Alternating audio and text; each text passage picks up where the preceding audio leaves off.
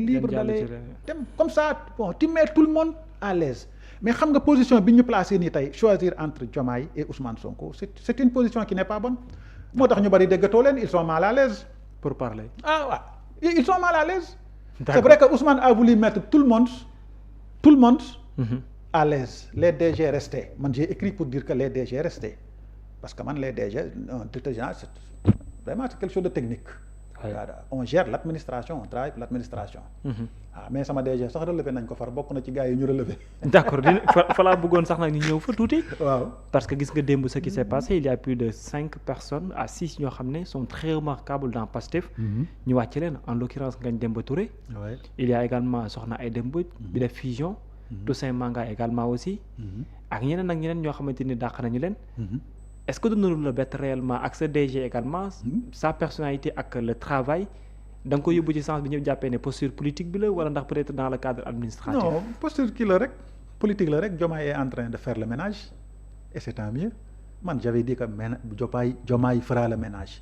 Parce que mënoo nekk pro Sonko nekk à côté de Diomaye du la wóolu politique la c'est des gens qui occupaient des postes de responsabilité le président sent qu'ils ne sont plus avec lui te wax na ko politiquement nee na naka nga mën a comprendre un directeur général toog di wax naan notre candidat 2029 c'est Ousmane Sonko wax na ko ba mu ko waxee man laa woo ñu bari ne leen takk leen seen i bagages day dem xuja bon man leen bi laay c'est la perception du Sénégalais par rapport au pouvoir tu aurais dit ça en France président bi di ko sax dégg mais Sénégal nit a koy wane ne ko dégg nga li waaj a wax voilà parce que le président il est au-dessus de tout le monde li mu bëgg Sénégal mooy am ce sont ces pouvoirs-là nag que nous voulons réduire équilibrer ko.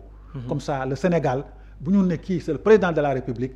nit ñi ils se sentent beaucoup plus respectés et protégés que craints un président doit être beaucoup plus respecté que craint mais Sénégal dañu def tout pour ñu ragal président de la République bii nekk xale sax dañu doon wax naan palais soo fay jaar doo noyyi ba nga romb ko wala palais kenn du jaar ci buntu bi wala ñu naan garde rouge du nelaw dañu ne président de la République même booy wax mi ngi koy xam nga.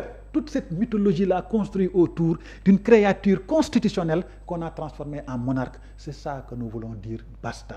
On veut transformer le président de la République en quelqu'un qui est rassurant, quelqu'un qui rassure, quelqu'un qui protège, quelqu'un qui regarde les Sénégalais d'un œil condescendant et non pas quelqu'un qui les regarde comme de pauvres types auxquels il faut assouvir. C'est ça que nous voulons enlever. Les autres DG ak ceux qui sont de Pastef ak ñi ñu wàccee ñëpp ban enseignement la ñu war a mën a tirer de cette situation dina ñëw ci réaction yi. mais ban enseignement compte tenu de la situation. mais pas ñi génn kese mais également aussi ñi dugg lan mooy sa jàngat. Jàngat bi xam nga nag sur le plan administratif ñun déjà on avait fait la proposition. yéen kan moo nekkoon ci yéen carrément sa DG. sama DG. waaw il était à l'action sociale. DG Boucar Diouf.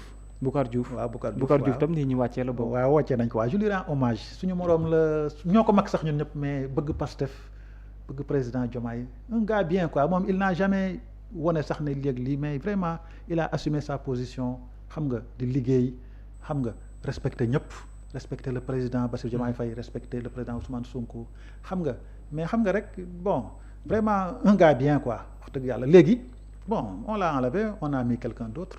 Ngagne Demba Touré profil bi.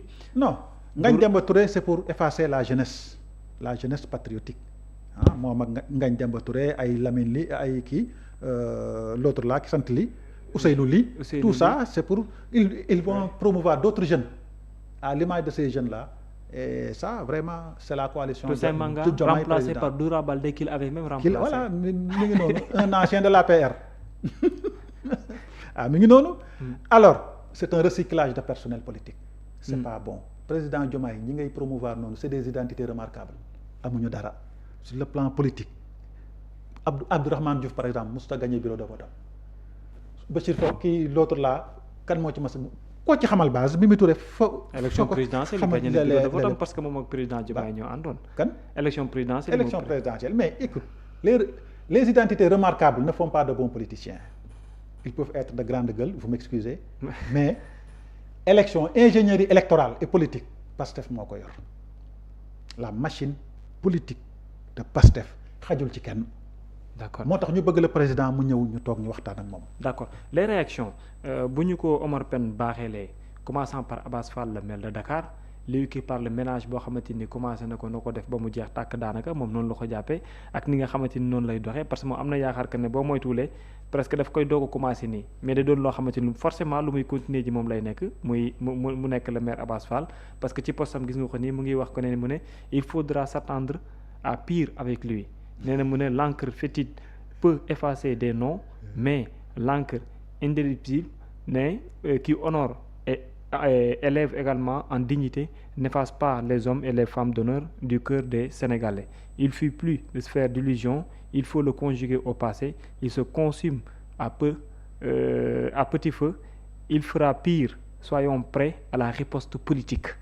Wow. La photo n'a rien à voir avec Ngagne Demba Touré également aussi moom tam def na réaction ginnaaw bi ñu ko dàqee ba noppi moom tam nee na alhamdulillah aujourd'hui je rends grâce à Dieu le tout-puissant de sa gratitude de par l'occasion qu'il m'a accordé de pouvoir servir mon pays à la tête de la Société des mines du Sénégal.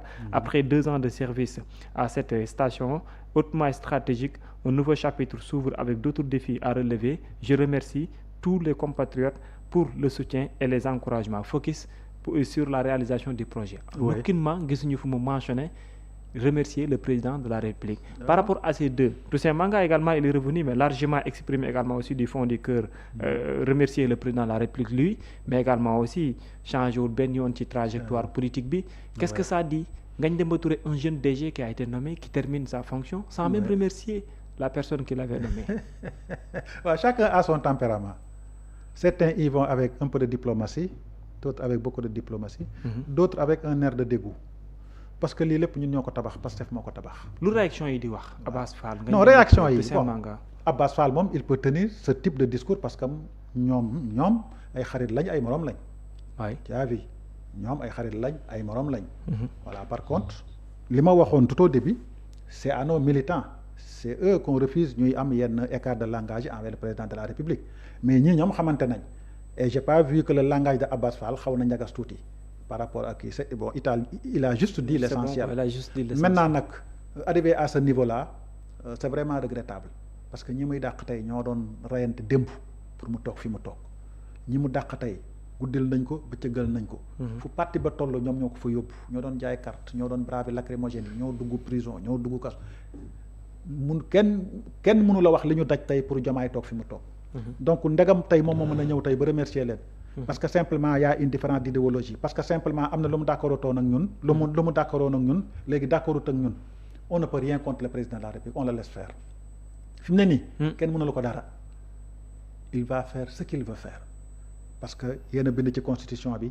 il nomme aux emplois civils et militaires. Il peut nommer et dégommer qui il veut il ne rend compte à personne. Tu as vu donc moo tax c'est un monarque constitutionnel. C'est la constitution qui transforme le président de la République en un roi absolu. Il est le représentant de Dieu sur terre. Kenn mënulu ko dara. D'accord. Donc voilà man lecture boobu laa ci am ñun nag pour être plus équilibré on a décidé de changer ces articles-là de la Constitution. On en a discuté avec tout le monde depuis 2009. Gars yi ñu ngi ciy discuter. Dialogue sur dialogue li ñu doon wax yëpp indépendant de la justice. Président de parti président de la République etc. yooyu yëpp nit ñi dañ koo discuter ba teg ko c'est ça que nous avons amené à l'Assemblée. Mais lan lay wax actuellement nii est-ce que nekkul ne Diomaye ku nekkul ci logique sauf la président Diomaye réduire Pastef élargir ou bien renforcer davantage la coalition Diomaye. Doura Baldé c'est une grande surprise pour certains.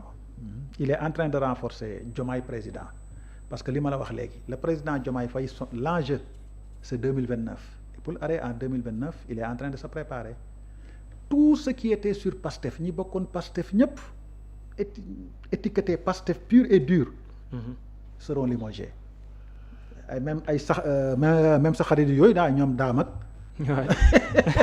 ñoom Waly Diouf Bodiang ñoom ñëpp il va tous les balayer un président la ilaha illallah il va tous les balayer et il va redistribuer les cartes gis nga élection locale yi mën na ko reporter amul kenn ku ko mën a aay référendum su ko neexee mu ne ma defuma référendum je garde les choses en l'état amul kenn ku ko mën a aay déggu li ma la wax il est le représentant de Dieu sur le Sénégal. lan moo war a nekk taxawaay Pastef au-delà des ventes de cartes. taxawaay Pastef c'est le actuellement nii c'est le combat politique rek c'est le combat politique.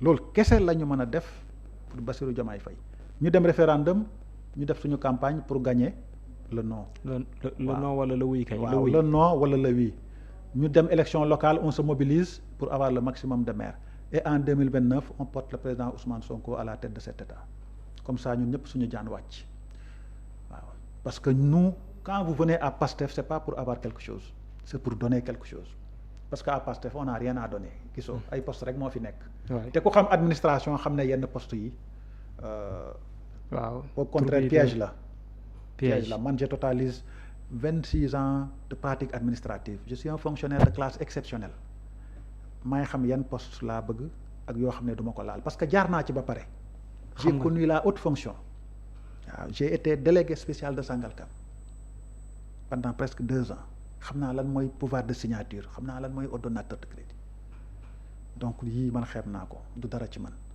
xam naa ce que c'est la responsabilité moo tax bu kenn naagu c'est des choses très lourdes. Est-ce qu'on ne peut pas parler donc dans ce sens-là de pièges et de conséquences durant l'exercice? waaw bien sûr parce que même ñii génn nii dinañ leen auditer ñii ñëw nii dinañ leen auditer jeexagul le président va envoyer l'inspection générale d'État dans les ministères et dans les directions techniques c'est pas encore fini. donc taqaliko bi turgee demagum nii parce que lii acte bi la. mais am na lu ci mën a topp. il est en train de montrer à PASTEF que c'est moi le président de la République et si vous me manquez de respect j'ai la possibilité de riposter et loolu lay dérouler nii. donc mu ngi ci processus bi. waaw moom il est dans le processus la séparation moom elle est actée parce que vraiment ku gis jalons yi ñu teg yëpp mënatoo wax ne. kon processus de guerre ci lañ nekk. xanaa non Diomaye. pas trop pour dire guerre mais bon. waaw guerre entre guillemets. guerre entre guillemets mais Diomaye est en train